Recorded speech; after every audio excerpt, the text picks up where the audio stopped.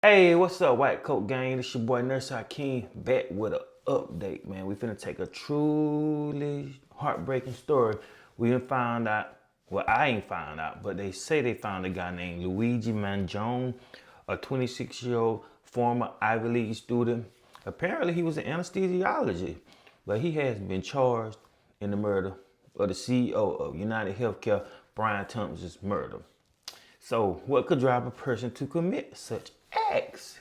Let's explore the details and what it might say about the state of healthcare today. Stay tuned because this is going to spark some serious conversations. This is breaking news from Channel 7 Eyewitness News. And that breaking news tonight, moments ago, the man arrested in connection with the shooting death of a healthcare CEO in Midtown Manhattan, now officially charged with murder. This story has been changing all day and night. 26-year-old Luigi Mangione is currently being held without bail in Pennsylvania. We're learning more about his final moments of freedom in a McDonald's restaurant in Altoona. As for a motive, minutes ago, we learned about a new and explosive clue found in his backpack. We're covering all the angles of this breaking story tonight. We're going to begin with Eyewitness News reporter Josh Einiger, live in Altoona, Pennsylvania, with all the latest information. Josh.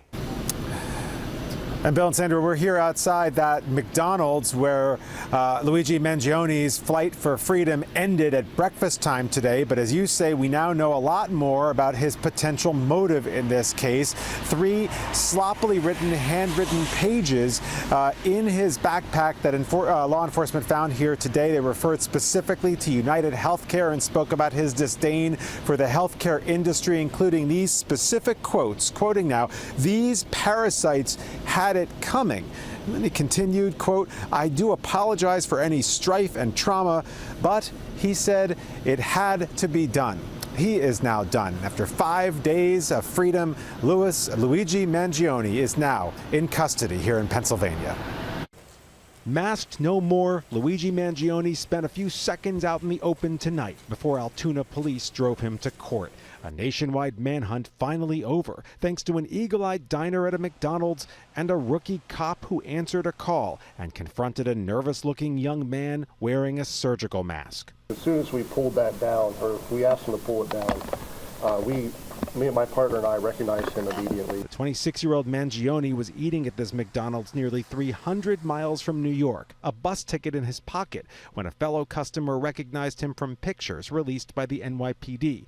An employee called 911, and Officer Tyler Fry, 6 months on the job, made the arrest of a career. He had asked the suspect if he had been in New York City recently, and that really invoked a physical reaction from the suspect. He became visibly nervous, kind of shaking at that question. It feels good to get a guy like that off the street, especially starting my career this way. It feels great. Police say Mangione was wearing clothing and a mask consistent with the Midtown killing suspects and carried a passport and multiple fake IDs, including the very one the killer used to check into this youth hostel on Manhattan's Upper West Side. When they searched Mangione, they found a ghost gun, possibly made with a 3D printer, complete with a silencer, and 3 handwritten pages expressing anger at the insurance industry. Within minutes of the arrest, a convoy of New York cops hit the road, lights and sirens, to confirm Mangione is the man they say stalked UnitedHealthcare CEO Brian Thompson outside the Midtown Manhattan Hilton Wednesday morning, leading to this massive search that involved hundreds, perhaps 1,000 New York police officers. Some of these detectives that are standing behind me haven't been home since Tuesday when this incident happened. They've been working this case tirelessly around the clock. The class of 2016 has been coming up with new ideas and challenging the world around it. Mangione grew up in Maryland, where he was the valedictorian of his prep school class and has a bachelor's and master's in engineering from the University of Pennsylvania. It's not clear how he developed such animus toward the healthcare industry, or how or why he targeted Thompson, the father of 2 boys not much younger than his accused killer. In some dark corners, this killer is being hailed as a hero. Hear me on this. He is no hero. The real hero in this story is the person who called 911 at McDonald's this morning. The New York cops believe Mangione skipped town just around 45 minutes after the shooting Wednesday morning from the Uptown GWB bus station. We now learn today from the governor of Pennsylvania that he has been over the last couple of days all across the Keystone State, from Philadelphia in the east to Pittsburgh in the west, and now this morning here to Altoona. But he has an extradition hearing scheduled as early as Wednesday. He could be back in New York by the end of the week to face a charge of first-degree murder.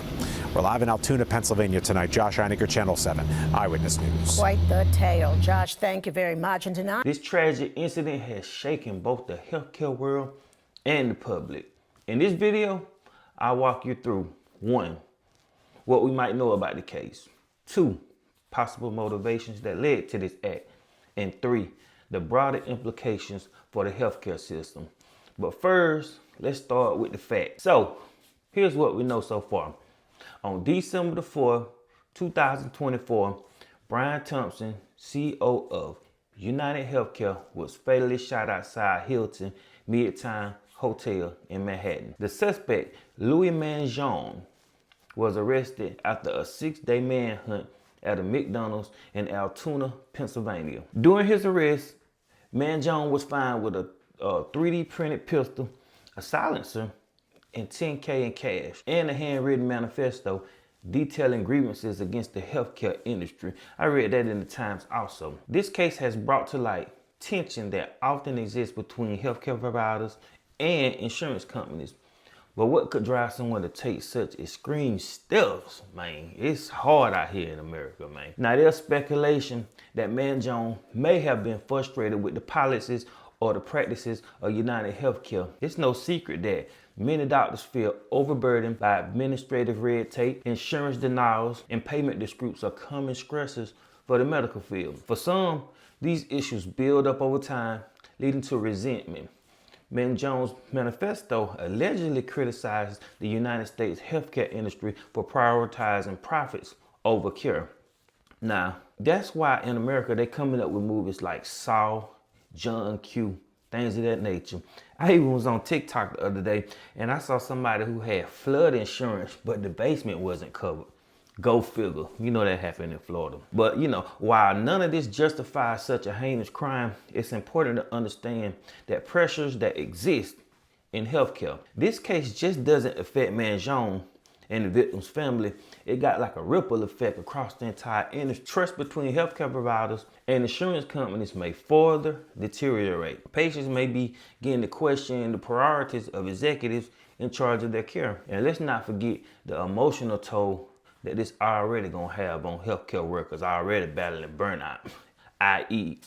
nurses. This tragedy highlights the need for systemic changes in healthcare, including better communication and collaboration between providers and insurers, transparency in insurance claims under extreme stress. We need to create a system where these frustrations do not escalate into tragedy like we see in today.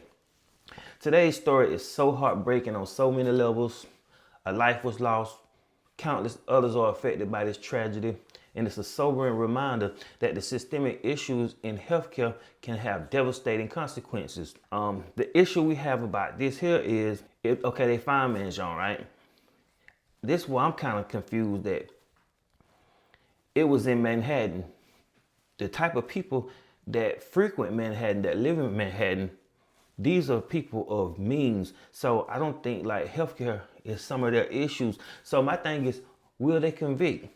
I don't know if they're gonna convict or not. But I know a lot of Americans, we have this issue. This is a bad issue in America, healthcare. So what do you think? Could reforms in the healthcare system have prevented something like this? Drop your thoughts in the comment. I'd love to hear from you. Thank you so much for watching. Don't forget to like, share, and subscribe to support the channel. If you want to see more videos like this, check out the links in the description. And as always, take care of yourself. Nurse Akeem, I'm out of here. Peace.